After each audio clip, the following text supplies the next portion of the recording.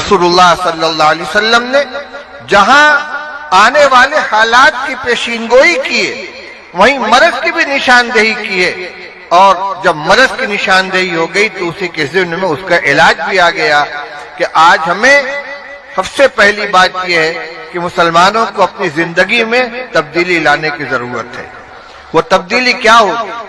اسی ضمن میں ایک بات اور عرض کرتا چلوں، ساری دنیا مسلمانوں کے خلاف ہے اور اسلام کے خلاف ہے ہر محاذ پر، سیاسی اعتبار سے، اور اسی کے ساتھ ساتھ جو جتنی کوششیں ہو سکتی ہیں اسلام کو اور مسلمانوں کو بدنام کرنے کے لیے ہر سطح پر اس کوشش کو، ان ذرائع کو اختیار کیا جا رہا ہے، استعمال کیا جا رہا ہے۔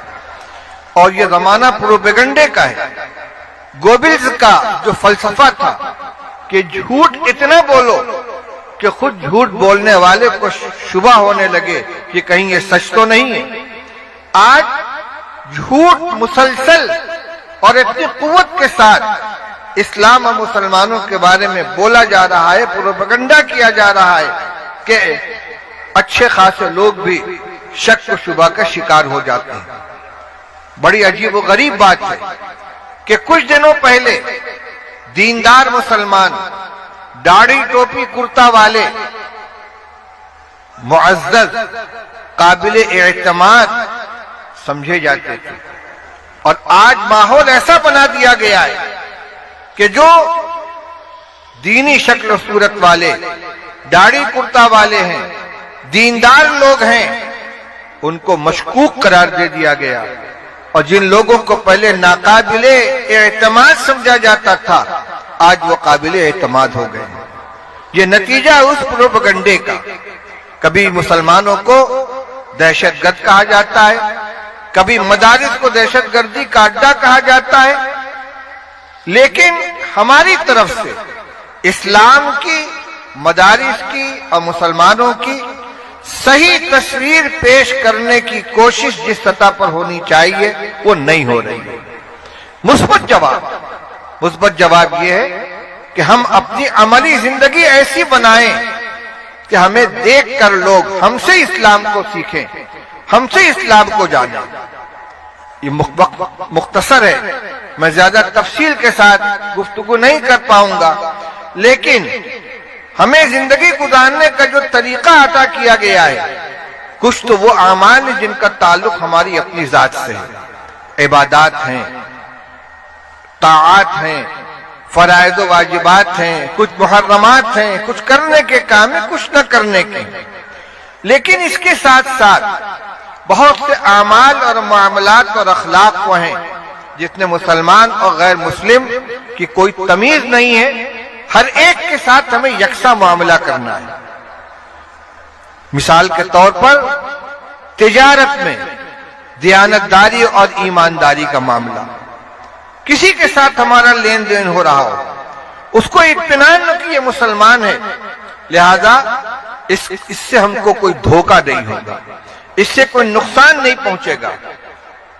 اسی طرح پڑوسیوں کے ساتھ حسن اخلاق کی جو تعلیم دی گئی ہے، رسول اللہ صلی اللہ علیہ وسلم نے ارشاد فرمایا، واللہ لا یؤمن، واللہ لا یؤمن، واللہ لا یؤمن۔ قیل من یا رسول اللہ؟ قال من لا یامن جارہ بوائقہ۔ فرمایا کہ بخدا وہ مسلمان نہیں، بخدا وہ مسلمان نہیں، بخدا وہ مومن نہیں۔ پوچھا کہ کون یا رسول اللہ؟ فرمایا جس کا پڑوسی اس کی اذیت سے محفوظ نہ رہے۔ اتنا کوئی امتیاز نہیں ہے کہ وہ پڑوسی مسلمان ہے کہ یہودی ہے کہ عیسائی ہے کہ اور کسی مذہب سے تعلق رکھنے والا ہے۔ جو پڑوسی ہے، پڑوسی ہونے کی بنا پر ہمارے حسن سلوک کا وہ مستحق ہے۔ اسلام نے تو فرمایا کہ پڑوسی کی بھی مختلف قسمیں، الجار ذی القربى والجار الجنوبی والصاحب بالجنب۔ ایک پڑوسی وہ ہے کہ جو پڑوسی بھی ہے، رشتہ دار بھی ہے۔ ایک پڑوسی وہ ہے کہ جو صرف پڑوسی اور اجنبی ہے، اور ایک وہ شخص ہے کہ جو مستقل پڑوسی نہیں ہے، تھوڑی دیر کے لیے آپ کے پہلو کا ساتھی بن گیا ہے۔ ایک ٹرین میں آپ سفر کر رہے ہیں، آپ کی سیٹ پر آپ کے بغل میں جو شخص بیٹھا ہوا ہے، فلائٹ میں آپ سفر کر رہے ہیں، آپ کے بازو میں جو آدمی بیٹھا ہوا ہے وہ آپ کا پڑوسی ہو گیا۔ اسلام کے علاوہ کسی نے یہ حق چند منٹ کے پہلو میں بیٹھنے والے کو نہیں دیا ہے۔ یہ قرآن کی تعلیم ہے۔ آپ یہ محسوس کریں کہ ہمارا مذہب ان کو یہ سکھلاتا ہے۔ اس کو یہ بات محسوس ہونی چاہیے کہ ایک اجنبی شخص کے مقابلے میں، ایک دوسرے کے مقابلے میں مسلمان کے بغل میں بیٹھنے میں مجھ کو عافیت ملے گی، راحت ملے گی۔ رسول اللہ صلی اللہ علیہ وسلم نے اس کا بھی حق بیان فرمایا ہے، قرآن نے اس کا حق بیان فرمایا ہے۔ ہمارے بغل میں ایک شخص نماز پڑھ رہا ہے، حکم یہ ہے کہ بازو کو نرم رکھو۔